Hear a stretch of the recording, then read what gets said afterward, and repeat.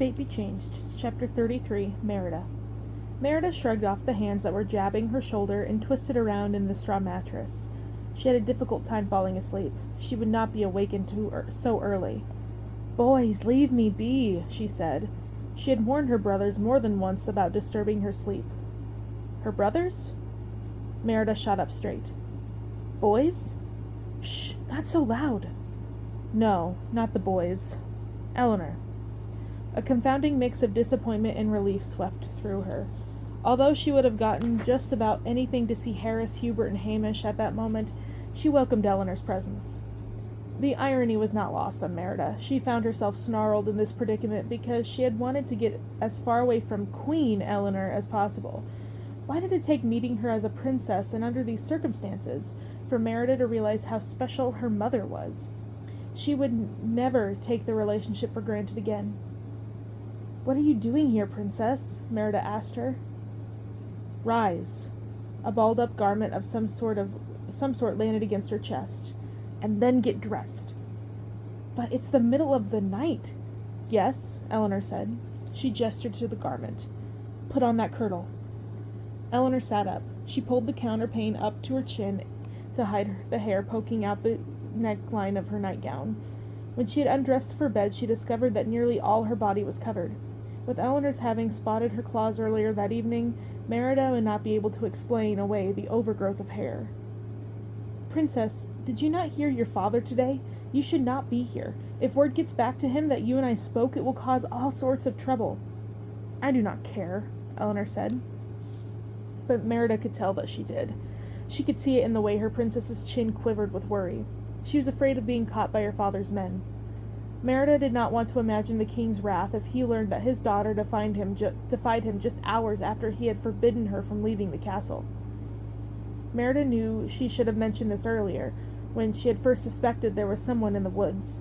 She had tried to convince herself that she was just being foolish or that she was mistaken, but she knew that she had not been. "There is something you should know," Merida said. She was grateful for the dim candlelight. She hoped it inhibited Eleanor from seeing the guilt in her eyes. "I had a feeling we were being followed today." "What?" Eleanor asked.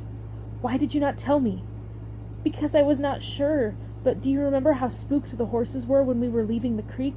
I heard rustling just as we were approaching them. I thought it was just an animal of some sort, but now—" "So my father did send someone to spy on me," Eleanor said. "Yes, which is why it would be foolish for us to go out on this time of the night." "On the contrary," Eleanor said. "'Tis the perfect time to go. Father would never expect me to leave the castle in the middle of the night." The candlelight danced across her face.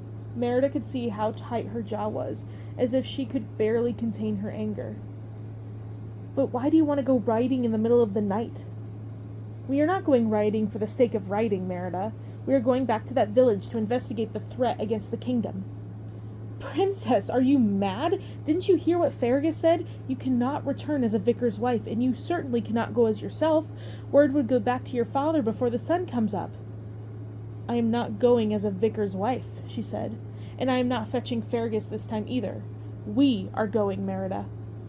She reached into a satchel that Merida had not even noticed she had and retrieved 2 white garments. She held them up, and Merida recognized the coif and the veil. As nuns. She really had gone mad. "And then, after we hunt down this threat to the kingdom, we shall go to the Dunbrock camp and show Fergus that we are able to do so on our own." "Princess, think about what you are doing. The king will not accept such behavior from you." "Well, he should expect such from me from now on," Eleanor said with a fierce whisper. "I have been a dutiful daughter my entire life. Nothing I have done warrants him sending his men to spy on me." Merida wanted to point out that the princess had been running away from home the day they met, but decided against it. "I cannot talk you out of doing this, can I?" Merida asked. Eleanor shook her head. Excitement danced in her eyes. With a sigh, Merida retrieved the kirtle. "Give me a few moments to get dressed," she said. "I shall meet you at the stables." The muted purple of the pre-dawn sky peeked through the branches overhead, providing just enough light to make this ill-advised journey not as harrowing as it had been if it had been as early as Merida had first assumed. That she had convinced Eleanor to stay on the well-traveled path through the forest and not branch out in the parts unknown also made it less dangerous. At least she hoped they were not in danger. Merida was not naive enough to think that they were ever completely safe in these woods. Hazards lurked everywhere and at all times. She had considered attempting once more to talk the princess out of this, but the more she thought about it, the more Merida realized that Eleanor needed this. After 19 years of being under her father's thumb, she deserved to experience the freedom that accompanied this small act of rebellion. Merida knew firsthand how cathartic it could be. Of course, if they were caught, the princess was at the risk of having her movements more restricted than ever before.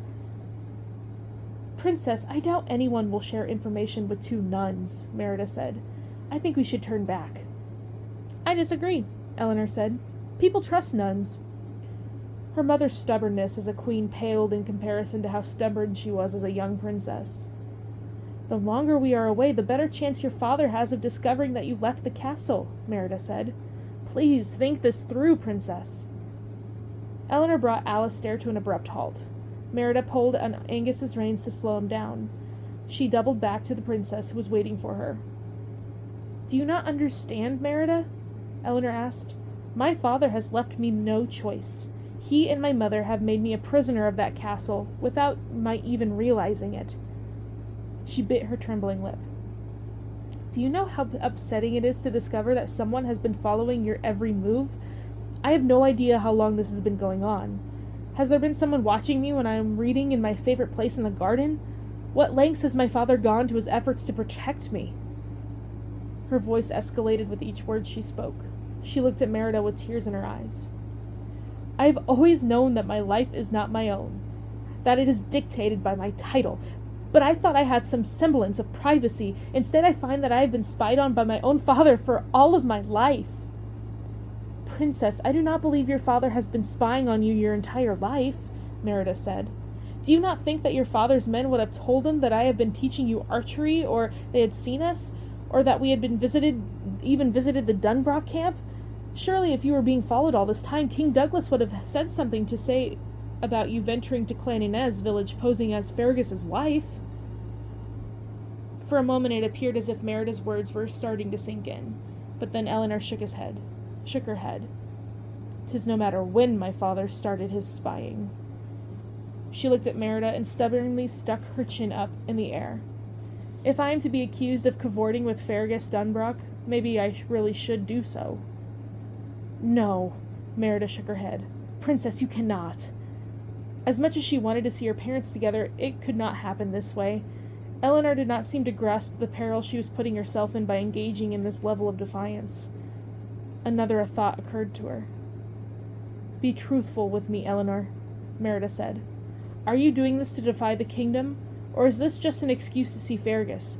I have seen the way you look at him."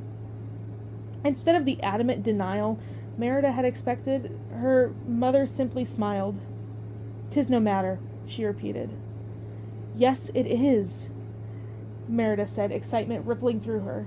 Was it finally happening? Was her mother truly falling in love with her father? "You see, I think Fergus likes you too," Merida continued.